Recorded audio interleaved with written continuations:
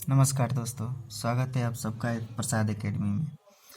आइए RRB Secunderabad 1994 set के पहला क्वेश्चन देखते हैं। पहला क्वेश्चन है कि शिक्षा किस सूची के अंतर्गत आता है। तो शिक्षा समवर्ती सूची के अंतर्गत आता है। अब सूची को हम लोग देख लेते हैं। तो सूची 7वीं अनुसूची में 3 प्रकार की सूचियों का विवरण मिलता है। 7वीं अनुसूची में 3 प्रकार के सूचियों का विवरण मिलता है। और पहला सूची संघ सूची, दूसरा राज्य सूची और तीसरा समवर्ती सूची। संघ सूची, राज्य सूची और समवर्ती सूची। अगला क्वेश्चन है कि इंडिया हाउस कहाँ स्थित है। तो इंडिया हाउस लंदन में स्थित है। इंडिया हाउस लंदन में स्थित है। अब देखिए, एमनेस्टी इंटरनेशनल का मुख्यालय लंदन में है। एमनेस्टी इंटरनेशनल का मुख्यालय लंदन में है। राष्ट्रमंडल खेल का मुख्यालय भी लंदन में है और लंदन टेम्स नदी के किनारे बसा हुआ है। चलिए अगला क्वेश्चन कह रहा है कि लाफिंग गैस का रासायनिक नाम क्या है। तो लाफिंग गैस का रासायनिक नाम नाइट्रस ऑक्साइड है। लाफिंग गैस का रासायनिक नाम नाइट्रस ऑक्साइड है और उसका सूत्र है N2O। अगला क्वेश्चन कह रहा है कि भारत में बैंकों का पहली बार राष्ट्रीयकरण कब किया गया था। तो 1969 में किया गया था। अब 1969 में ही इसरो की भी स्थापना किया गया था। 1969 में ही सबसे पहली बार देविका रानी को दादा साहेब फाल्के पुरस्कार दिया गया था और CISF की स्थापना भी 1969 में ही किया गया था। चलिए अगला क्वेश्चन कह रहा है कि मुद्रा राक्षस के लेखक कौन है। तो मुद्रा राक्षस के लेखक भैया विशाख दत्त हैं। तो अब मुद्रा राक्षस के लेखक विशाख दत्त हैं। एगो पुस्तक आ गया और एगो लेखक आ गया, इतना से तो काम चलने वाला है नहीं। तो आइए देखते हैं। रविन्द्रनाथ टैगोर के द्वारा कुछ किताबें लिखी गई है और उस किताबों को हम लोग एक ही बार में एक कहानी के जरिए हम लोग याद कर लेंगे सभी किताबों को। उसमें लगभग 5-7 किताबें आ जाएंगी। तो हम लोग एक छोटा सा कहानी देख लेते हैं और छोटा सा कहानी के माध्यम से ही उस सारे किताबों को हम लोग एक ही ट्रिक में याद कर लेंगे। तो आइए हम लोग देख लेते हैं सभी किताबों को। तो यहाँ पर देखिए, ये रविन्द्रनाथ टैगोर की किताबें हैं जो अंडरलाइन की हुई है। तो सबसे पहले हम देखते हैं, एक कहानी देखते हैं। एक मूर्तिकार था और उन्होंने कलाकार था और वो मूर्ति बना रहा था। तो मूर्ति बना रहा था स्टोन मतलब पत्थर होता है। तो पत्थर का मूर्ति बना रहा था। जब मूर्ति बनने के बाद मूर्ति तैयार हो गया। तैयार होने के बाद उस पे एक कलर चढ़ाया। तो सबसे पहले उसने, कोई भी मूर्ति बनता है तो सबसे पहले उजला कलर चढ़ता है और जब उजला कलर चढ़ा तो मूर्ति का रंग हो गया गोरा। अब मूर्ति किस चीज का बना रहा था। तो मूर्ति बना रहा था चंडालिका की। किसकी बना रहा था? चंडालिका की। अब देखिए, चंडालिका का मूर्ति बना रहा था, मूर्ति का रंग हो गया गोरा। किस चीज का बना रहा था? तो स्टोन मतलब पत्थर होता है। अब देखिए, इतना सारा काम हो गया। इतना सारा काम होने के बाद जब पूजा पाठ हो गया, पूजा पाठ होने के बाद मूर्ति को विसर्जन लोग करते हैं। तो मूर्ति को विसर्जन किया गया। विसर्जन करने के बाद अगर मिट्टी का वही मूर्ति रहता है, मान लेते हैं मिट्टी का मूर्ति है, तो जब मिट्टी का मूर्ति है तो उसको अगर पानी में लोग विसर्जन करेगा तो उसका सारा पेंट, चेहरा पर के पेंट और कपड़ा और बाल जो है पीछे से सब चेहरा पे आ जाता है और देखने पे लगता है एकदम अजीब टाइप का लगता है। तो उसका चित्र कैसा हो जाता है? गंदा हो जाता है। मूर्ति का चित्र कैसा हो जाता है? गंदा हो जाता है।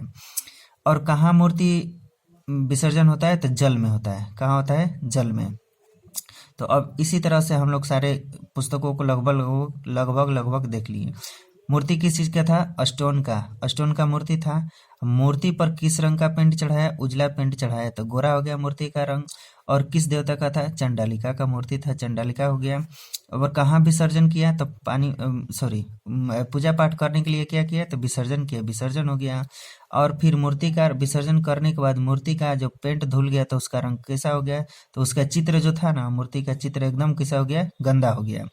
और कहाँ विसर्जन किया था? जल में। तो इस तरीका से हम लोगों को लगभग 1 2 3 4 5 6 किताबें, रविन्द्रनाथ टैगोर के 6 किताबें हम लोगों को इस कहानी के जरिए याद हो गया है। तो आइए अगला क्वेश्चन पे पढ़ते हैं हम लोग।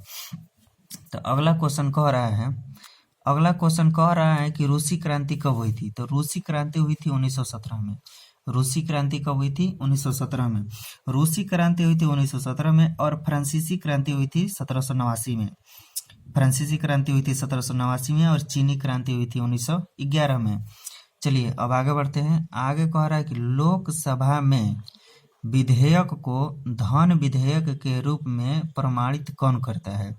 तो लोकसभा में धन विधेयक को धन विधेयक के रूप में प्रमाणित लोकसभा अध्यक्ष करता है।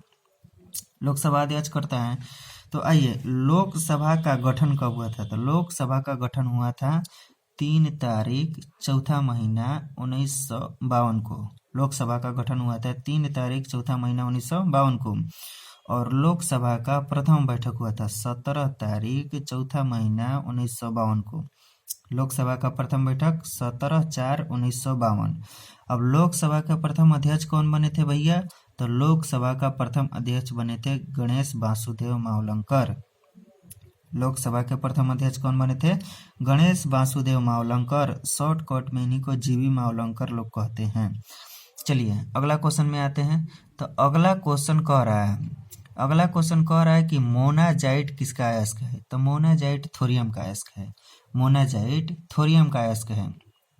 अब मोनाजाइट थोरियम का अयस्क हो गया तो भैया एकरे साथ में हम लोग देख लेते हैं कि लोहा का अयस्क कौन कौन सा है। और लोहा का संकेत होता है Fe। लोहा का अयस्क है hematite, limonite, siderite, iron pyrite और कैल्कोपाइराइट। इतने सारे लोहा के अयस्क हो गए हैं। अब आगे बढ़ते हैं। अब अगला क्वेश्चन कह रहा है कि इंग्लैंड का प्रथम प्रधानमंत्री कौन थे? तो इंग्लैंड के प्रथम प्रधानमंत्री भैया रॉबर्ट बालपोल थे। और भारत के प्रथम प्रधानमंत्री तो पंडित जवाहरलाल नेहरू थे। और वर्तमान में भारत के प्रधानमंत्री कौन है? तो आप सभी लोग जानते होंगे, नरेंद्र मोदी जी हैं। आज़ाद हिंद फौज का गठन 1942 में किया गया था। आज़ाद हिंद फौज का गठन 1942 में किया गया था। और लोधी वंश का अंतिम शासक, अगला क्वेश्चन कह रहा है कि लोधी वंश का अंतिम शासक इब्राहिम लोधी था। तो लोधी वंश का शासनकाल 1451 से 1526 ईस्वी तक चला था। लोधी वंश का शासनकाल। अब देखिए आगे क्वेश्चन कह रहा है कि गरसोप्पा जलप्रपात किस नदी पर स्थित है? गरसोप्पा जलप्रपात किस नदी पर स्थित है? तो भैया गरसोप्पा जलप्रपात शरावती नदी पर स्थित है। गरसोप्पा जलप्रपात शरावती नदी पर स्थित है। और एन्ना जलप्रपात किस नदी पर है? तो नर्मदा नदी पर। एन्ना जलप्रपात नर्मदा नदी पर। शिव समुद्रम जलप्रपात कावेरी नदी पर है। गोकक जलप्रपात गोकक नदी पर। पायकारा जलप्रपात नीलगिरी क्षेत्र में। चुलिया जलप्रपात चंबल नदी पर है। जलप्रपात चंबल नदी पर है। पुनासा जलप्रपात चंबल नदी पर है। बिहार जलप्रपात टोंस नदी पर। और धुआंधार जलप्रपात नर्मदा नदी पर। हुंडरू जलप्रपात सोनरेखा नदी पर। इस तरीका से जलप्रपात खत्म। अब आगे बढ़ते हैं।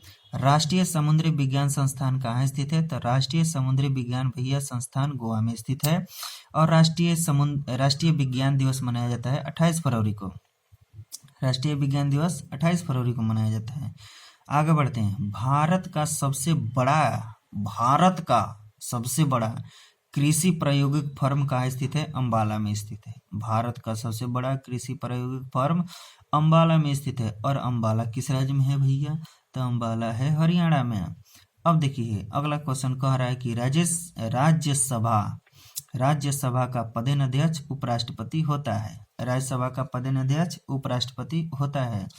अब भैया रेल मंत्री कौन है इस समय? तो रेल मंत्री हैं अश्विनी वैष्णव। और शिक्षा मंत्री कौन है? तो शिक्षा मंत्री धर्मेंद्र प्रधान जी हैं। शिक्षा मंत्री धर्मेंद्र प्रधान।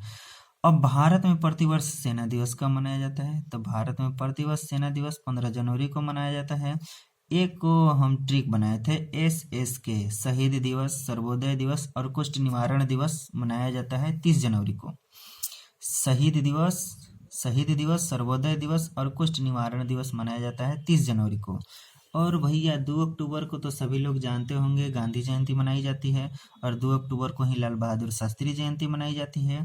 और दोनों लोग बूढ़े हो गए थे। तो अंतर्राष्ट्रीय वृद्धजन यानी बुढ़ा दिवस कब मनाया जाता है? तो 2 अक्टूबर से पहले 1 अक्टूबर आता है। तो 1 अक्टूबर को अंतर्राष्ट्रीय वृद्धजन दिवस मनाया जाता है। चलिए आगे बढ़ते हैं। आगे कह रहा है कि रक्तचाप उच्च कहाँ होता है, तो रक्तचाप उच्च होता है धमनियों में। अब चक्रवात किस कारण से आता है, तो चक्रवात निम्न दाब के कारण आता है। अब देखिए कह रहा है अगला क्वेश्चन कि भारत में प्रथम रेल, अरे भैया भारत में प्रथम रेल लॉर्ड डलहौजी के शासनकाल में चलाया गया था। भारत में प्रथम रेल लॉर्ड डलहौजी के शासनकाल में चलाया गया था। अब लॉर्ड डलहौजी के शासनकाल कब से कब तक है, तो लॉर्ड डलहौजी के शासनकाल 1848 से 1856 के बीच आता है। लॉर्ड डलहौजी का शासनकाल 1848 से 1856 के बीच आता है और 1852 में इन्होंने ही इनाम कमीशन की स्थापना किया था और 1854 में वुड डिस्पैच लाए थे और 1854 में ही लोक सेवा विभाग की स्थापना किया था। तो इसके साथ हम लोगों के आरआरबी सिकंदराबाद खत्म होता है। अगला सेट आरआरबी भोपाल है 1995 वाला। इस सेट को हम लोग कल देखेंगे। नमस्कार।